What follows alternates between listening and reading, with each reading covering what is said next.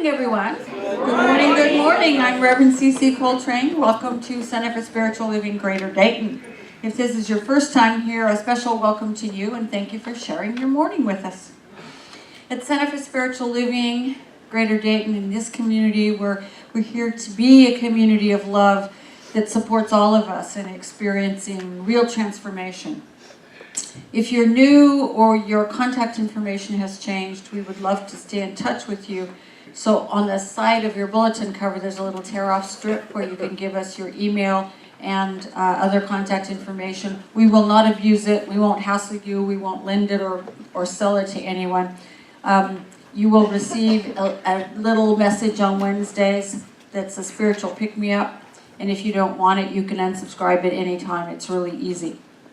But I think it helps, certainly helps me to compose those messages, to take a moment in the middle of the week and think about maybe what I need to be thinking about instead of what runs across my path sometimes during the day. So that's why we do the Wednesday pick-me-up. It's just a little reminder of who you are in the middle of the week.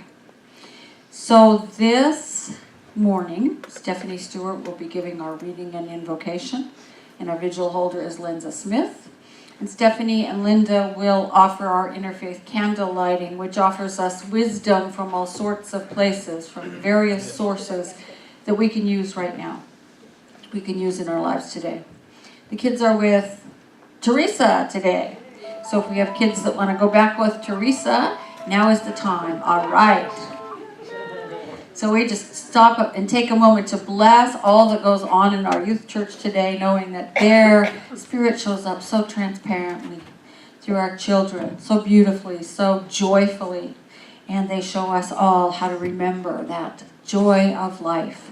So I simply bless all that goes on there today, knowing the kids are growing and learning, and they are sharing themselves with us in ways that grow us and teach us things we need to know. So I say thank you. And so it is. Thank you, Teresa. A couple of announcements before we really get started. We are enrolling right now for our January classes. We have 5 Gifts of an Abundant Life, which is about all that that word means. You know, abundance shows up in money, but it shows up in joy and energy and all those other ways.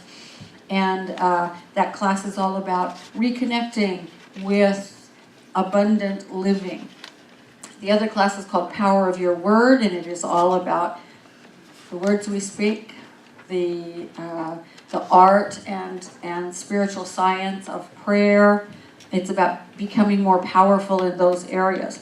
If you want to jumpstart your life, signing up for one of these classes will help you do that. So the sign-up sheets are over on the bulletin board by the Welcome Center. And give yourself a little gift this holiday season. Christmas Eve, 5:30, our candle lighting service. It's just a really nice way to begin the Christmas celebration. So I hope to see lots of you here that evening. It's Tuesday, right? Monday evening, a week from tomorrow. Ooh, okay, it's a week away. Wow. A week from tomorrow is Christmas Eve at 5:30. In your bulletin this morning is a little green envelope. One of our teenagers from that's making a transition from foster care into independent living still has 4 gift tags unclaimed, and I think it's because nobody's ever heard of the things that he wants. He's 18, and I looked at him and went, I don't understand any of this. So I think that's what happened. So what we'd like to do is just get him a gift card from, I guess Hot Topics is his favorite store. So if you have a few extra dollars, you can put in one of these green envelopes. Just drop it in the basket. When it goes around, we'll put it all together and make sure that he gets a good Christmas as well. We have 2 teenagers. I think they're 18 and 19, both of whom have moved out of foster care and into independent living. And so that's who we're making Christmas for this year, which is great, because if you stop and think about it, kids who come out of foster care have nothing. So this is really good. Take a break from the holiday insanity on Wednesdays at 7 p.m. We're getting together, and through spiritual practice and discussion, beginning to understand how we tell a new story, how we create a new definition of our time in history and of our individual lives. It's been a really sweet time. Wednesdays at 7 p.m. right here. And please take a look at the calendar page, or is that what it's called? Calendar, it is. The calendar page of your bulletin insert, and you can see everything that's coming up. We're having Home for the Holidays here on December 30th at 2 p.m. And then in late January, it's a winter fun snow day. If those two words are not like in total opposition for you, snow and fun, then you'll want to get involved in this. January 26th, there's all kinds of things you can do. And so the sign up for that is over at the Welcome Center as well. I had a brother who used to do really fun things, like he'd go out and make an igloo out of snow and sleep in it overnight. And I always thought it was like totally nuts. Why would you do that when there's a furnace here? But he loved it. So I keep trying to learn from him. Go play in the snow. Lastly, our practitioners are here to pray with you after the service. If there's anything that you're having a hard time cutting through, seeing through to the truth, that's what they're there for, and this is their gift to you on Sundays right after the service. Just walk up to anyone wearing the teal or white stoles and say you'd like prayer. They'll find a quiet corner and pray with you. You can also put a written prayer request in the prayer chest, which is back by the exit door, and then on the very back of your bulletin cover is our prayer line number if you want to call that and leave a voicemail. So with that, it's now time for some more music. A little Ricky Byers Beckwith song called A Radiant Faith. We light the first candle to honor Buddhism. The three factors that seem to have the greatest influence on increasing our happiness are our ability to reframe our situation more positively, our ability to experience gratitude, and our choice to be kind and generous. We light the second candle to honor Christianity. God's dream is that you and I and all of us will realize that we are family, that we are made for togetherness, for goodness, and for compassion. We light the third candle to honor South African spirituality. Ubuntu is the essence of being human. Ubuntu speaks particularly about the fact that you can't exist as a human being in isolation. It speaks about our interconnectedness. When you have this quality of Ubuntu, you are known for your generosity. We are connected, and what you do affects the whole world. When you do well, it spreads out. It is for the whole of humanity. We light the fourth candle to honor Islam. In the Islamic way of life, it is only by serving other human beings that we can truly connect with our Creator. We light the fifth candle to honor North American First Nations spirituality. The first piece, which is the most important, is that which comes within the souls of people when they realize their relationship, their oneness, and the universe and all its powers, and when they realize at the center of the universe dwells the Great Spirit, and that its center is really everywhere. It is within each of us. This is the real peace. We light the sixth candle to honor Sikhism. The true path to God lies in the service of our fellow beings. And we light the final candle to honor Hinduism. He alone sees truly who sees God in the same in every creature. Seeing the same God everywhere, he does not harm himself or others.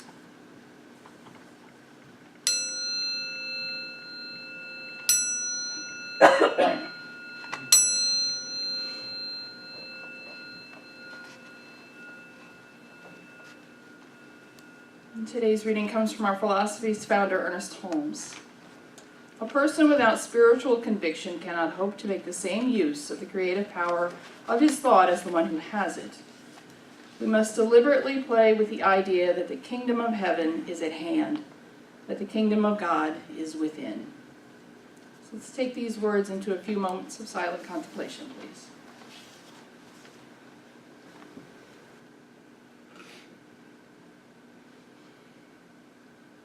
So knowing that Spirit is within, and knowing that heaven is indeed at hand, I speak my word for this service. I rejoice in all that we are here together right now. I know that this service comes together exactly as it should. that this is a divine appointment for each and every one of us. And so I simply say thank you. Thank you, God. Thank you, Infinite Spirit. Thank you to the one that we each are and that we are each a part of, knowing that everything proceeds exactly as it should. And so it is. So it's Christmas time, and little Sarah, who was 2 years old, was fighting like crazy with her 10-year-old sister. They've been doing that a lot. You know, that's what happens when you put a 2-year-old who knows everything and her older sister together. There's lots of fighting going on. And Sarah's parents were trying to take advantage of her fascination with Santa Claus by saying things like, Santa's watching and he doesn't like it when little girls fight with their sisters. But it didn't even make a dent. She just didn't get it. So finally, Mom had it, and Sarah was acting out, and all of a sudden, her mother said, I'm going to have to tell Santa about your behavior. So she picked up the phone and dialed and said, hello, Mrs. Claus, who was her sister. It was the little girl's aunt. She said, Mrs. Claus, could you put Santa on the line? And Sarah's mouth just kind of dropped open as her mother started to describe to Santa Claus, Sarah's uncle, how the 2-year-old was acting. But then Mom said, Santa wants to talk to you. And then she got really quiet and reluctantly took the phone, and this booming voice at the other end said, there's going to not be any presents on Christmas morning to children who fight with their sisters. And kind of went on and on and on. And, you know, Santa said he was watching and he would expect things to be better from now on. And Sarah just gets more and more wide-eyed and more solemn and nods to every remark that Santa Claus makes, and then hangs up the phone. And Mom waited a long minute and said, what did Santa Claus say to you, dear? And in a whisper, Sarah sadly but quite matter-of-factly stated, Santa says he won't be bringing my sister any toys this Christmas.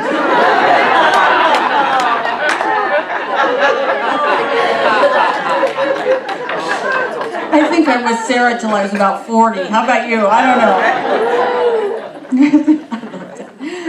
Santa won't be bringing any toys to my sister.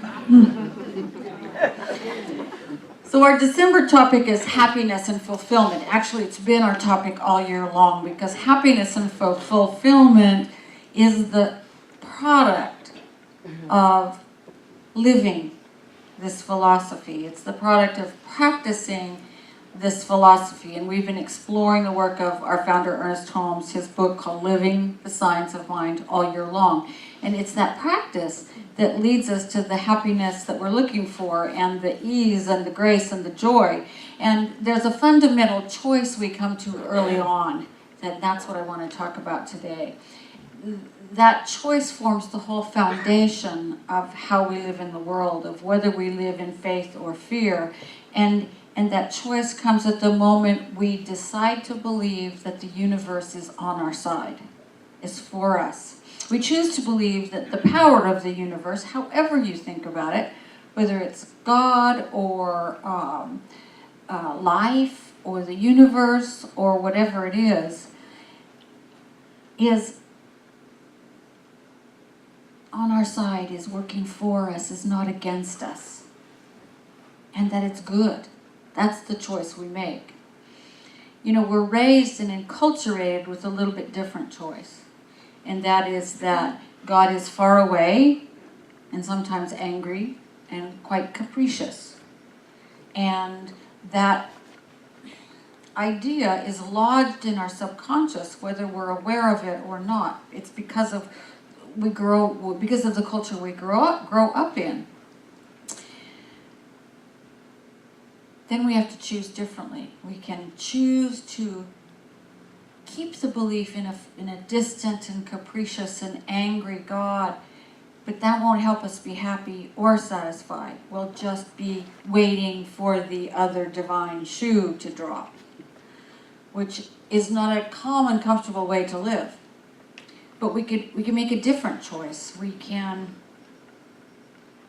develop an unrelenting faith that says the universe is good, and life works for me by working through me, and that choice will transform everything. It will make everything different. So our topic for today is that unrelenting choice, that spiritual conviction. And for me, spiritual conviction begins with our definition of spirit, God, the divine, the universe. The word conviction means assurance, sureness, certainty. It means that we're certain and unwavering in our belief that the universe is a safe and friendly place. That thing, that power, that presence that somehow brought it all forward continues to work in it, everywhere, right here and way out at the edge of the universe and everywhere in between. That's the definition that needs to be adopted in order to have the joy and the fulfillment we're looking for in life. Once we know what we already believe, then we're at the place we can make a decision. Does this work for me? Do I want to keep it, or do I want to choose something different? Because it is a definition. Spiritual conviction is the result of a choice of definition. So if we stop and think about how we define this, is this a cold and lonely universe where we're sort of dropped in the middle of it all by ourselves, or is it something other than that? Once we decide to look within ourselves and say, do I have old anger and fear and guilt and stuff like that around my relationship with spirit or not? And if I do, how does it make me feel? And if you're totally at a loss for what you believe and feel, look at your life.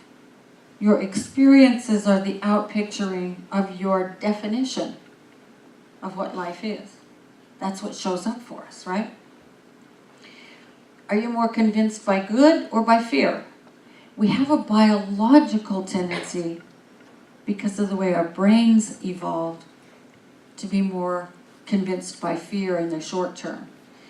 But in a nanosecond later, our more evolved brain catches up.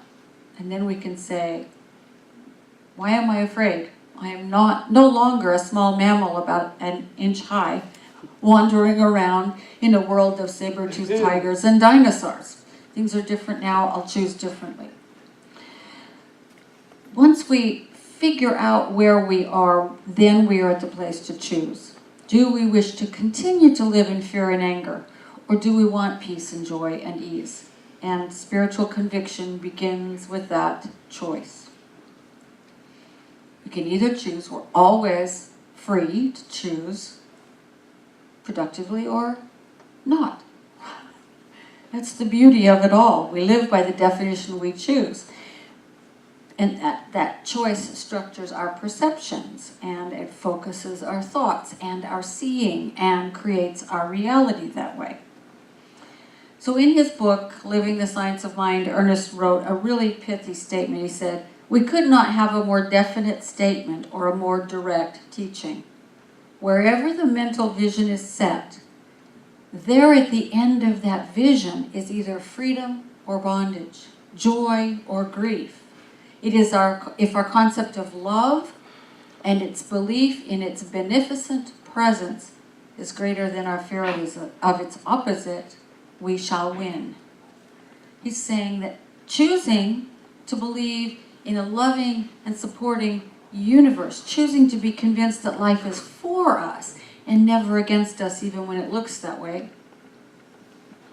changes everything. We win. We win happiness. We win peace. We win an abundant sense of life. We win satisfaction and joy and purposefulness. We win, most definitely.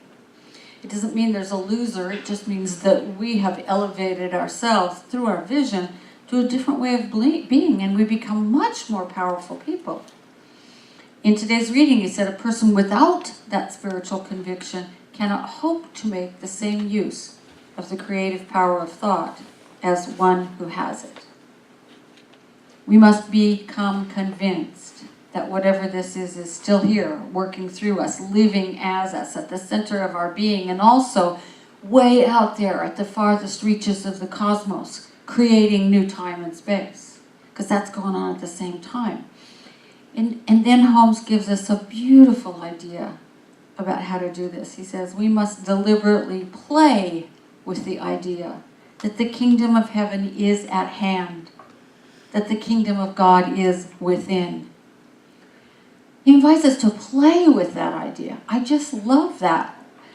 When I first saw it, I thought, yeah, that's it. Well, when we play with something, we sort of hold it lightly and lovingly. And in play, we experiment with all sorts of different things, like how fast and in what direction to throw the ball, or how to get our sled started down the hill. We can run and jump on it. We can walk. We can throw ourselves face down on the sled. There's all sorts of ways to get that sled moving down the hill, and we can play with how we do that. We get to choose, with that same sense of playfulness, what game we want to play in the first place.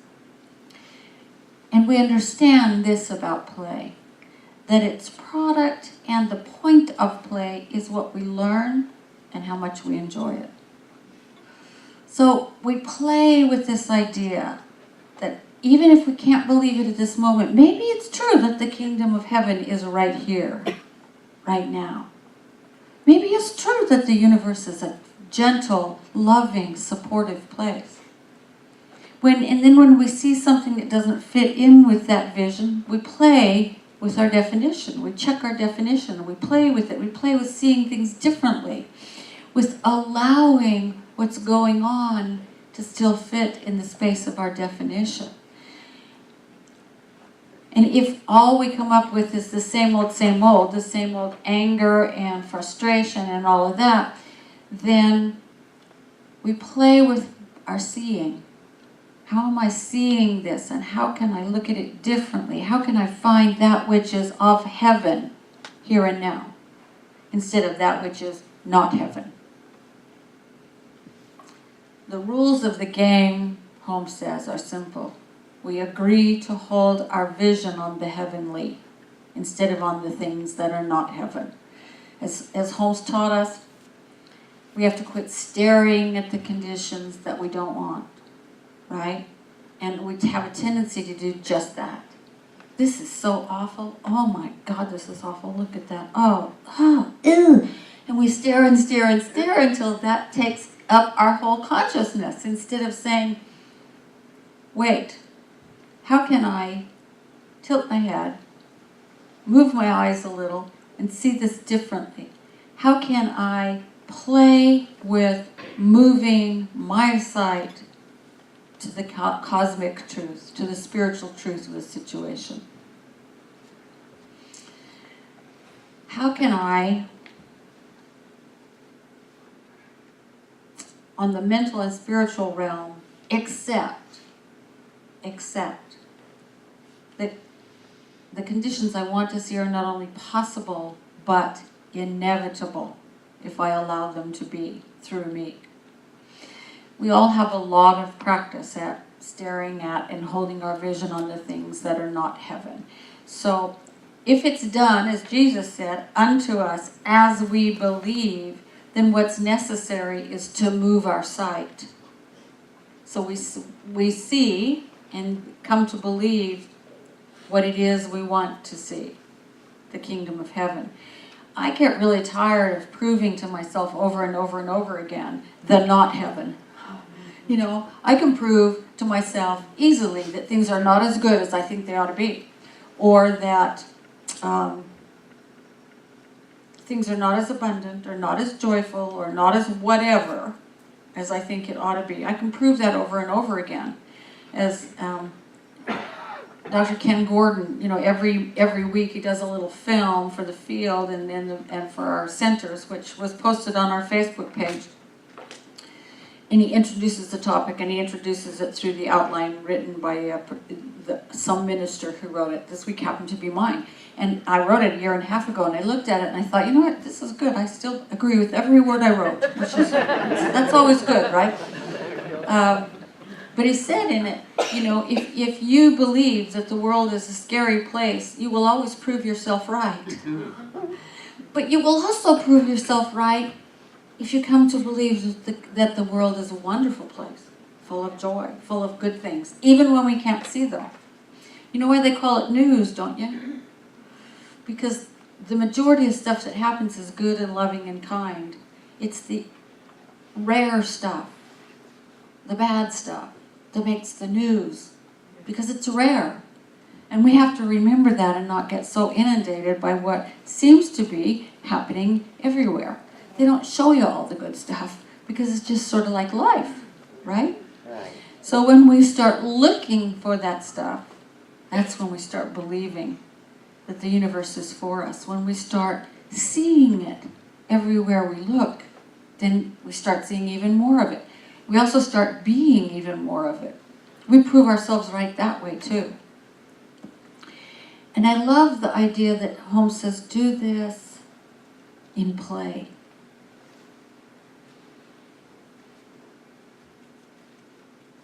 Because it lets us hold it so much more lightly. It's a joyful spirit. It's not, oh God, I have to work at this. No, it's play. The lightness of spirit, of realizing that God is doing this through us. I don't have to do this with my ego. This is spirit moving through me. It helps us avoid shoulding ourselves, I should do better. I should know more. Making ourselves wrong because we all of a sudden didn't see things right. When we play, we can run through all the ways of seeing and find out in playful experiment what works for us. What is it that feels good here? What is good for me and the world? We have to move our line of sight, move our vision. So, when we look at our lives, instead of seeing what's not there, we can shift to look at what is there. That's what the practice of gratitude is all about. Showing us what's already there, that we're not paying sufficient attention to. When we look at other people, instead of sort of counting up how they've disappointed us, or hurt us, or let us down, we can look to see how they're part of us, how we're all one, what things in them we love and cherish.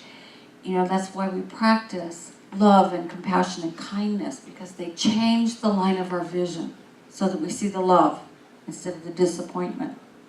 When we look at ourselves, instead of seeing what the critical parent voice in our heads wants us to notice, we focus on our own beauty and our own goodness. And we see that we're made in the image and likeness of Spirit. And Spirit is good, therefore so are we. It's the shift of vision that makes all the difference. And when we come at this all with the spirit of experimentation, the playful experimentation, then we can all of a sudden find ourselves in this place of spiritual conviction. I've played around with this, and you know what? I feel better when I look at the positive. I feel better when I practice gratitude. I feel better when I look around and see the good in the world instead of watching too much news. Finally, in a little tiny book called Freedom from Stress that I found in a pile somewhere in our lending library. It's one of those things that you open up and all the pages kind of spring out. It's so old. Little book called Freedom from Stress. Ernest Holmes said, any idea which motivates a greater good without limiting the freedom of access to good by anyone tends to clarify our thought. As such, ideas are first established in the minds of individuals and then spread to the mass mind, and gradually better things will happen, and they happen logically. But they can only begin in that individual which we are. If we would like to enjoy freedom from fear, let us heal ourselves of fear. We can do this only by encompassing more love than we have fear. The moment we get an idea of peace, confusion leaves us. All negations will finally be healed by spiritual realizations. So when we build our spiritual conviction by staying focused on the kingdom of heaven, which is not here and not there, but right here and right now, when we change our focus from the conditions and appearances to the goodness of the Holy One, We change the contents of our minds. We change the contents of the group mind. Eventually we change the mind of society, and the world changes. I mean, if you don't believe it, take a look at the last 100 years of history and how much the group mind has changed. It is astonishing how much power can be expressed through the good simply by changing our individual minds and the minds of those around us. So every time we choose love instead of fear, every time we choose conviction instead of trepidation, every time we choose joy instead of despair, we change the way the whole is thinking, believing, experiencing. We have more power than we know. And when we do it together, the change is even more apparent. And looking at the world through this lens of good also lets us do what we do in a way that uncovers more of the good. When we're conscious and we shift our vision, we do more of the good because we're aware, willing to become aware. That sometimes we support the things that are not heaven without knowing. When we become willing to become aware and see and shift our vision, then all of us is pointed in that direction of the good. So, Kenny disappeared. He must have gone to get everybody. So if we want to see that world that's posted up on our wall, that world that works for everyone, we have to start right here and right now with ourselves, right? So I invite you to choose to be convinced that God is on your side. I want you to choose to be convinced that the universe has a bias, yes, but it is an enormous bias for good. That the kingdom of heaven is at hand, right here, right now, within every one of us. And let your vision arise from that conviction. And then you'll be moved in that direction. And then you will find, and there you will find at the end of that vision, joy and peace, and love and freedom, and happiness and fulfillment. So let's come together in consciousness right now. And simply let our awareness feel the kingdom of heaven within us. There is a place within us that is always centered, serene, filled with peace. A place where we drop our awareness in meditation and contemplation, and sometimes just by breathing. We drop our awareness into that still centered place. It is the doorway to the kingdom of heaven, queendom of heaven, right here and right now. And as we simply let our awareness rest in that space for a moment, I speak my word of truth. The truth is that I know that each one of us is the place heaven shows up. Each one of us is the place spirit shows up and takes action in our world. Each one of us is the conduit for divine love to come into the world. Each one of us is the unique and precious embodiment and manifestation of that Holy One. And what I know is that we recognize that, accept it, step into it, say yes to it, become more certain and convicted of it every single day. And we let it fulfill everything that we do, everything that we think, everything that we say.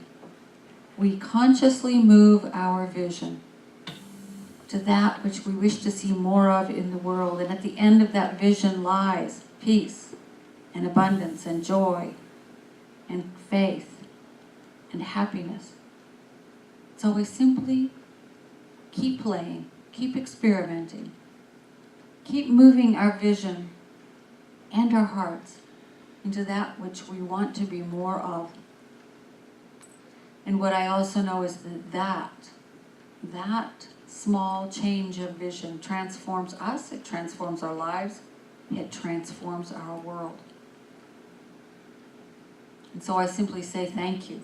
I say thank you for this time we have had together today to remind ourselves the kingdom of heaven, God, Spirit, the Holy One, is here and now and working for good all the time. There is no place it is not. There is no time when Spirit is not active through us, as us, around us, above us, below us, everywhere. And I give thanks for this time in which to stop and remember and lean into that truth. And I know for each one of us that our conviction grows moment by moment, hour by hour, day by day, as we say yes to all that life has to offer. As us, we show up beautifully. So I simply let all of this go. I let my ego take its hands off every word.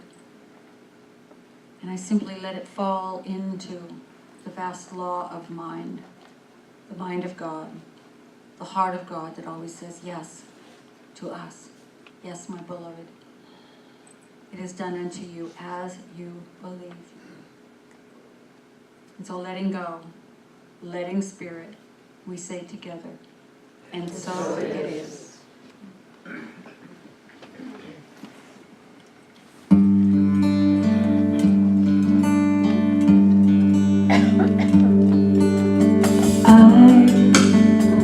I'm just a thread, a simple thread in this glorious web of life.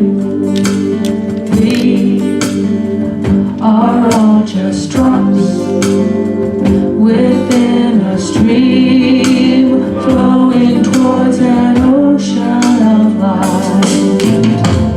We may forget where we come from. We may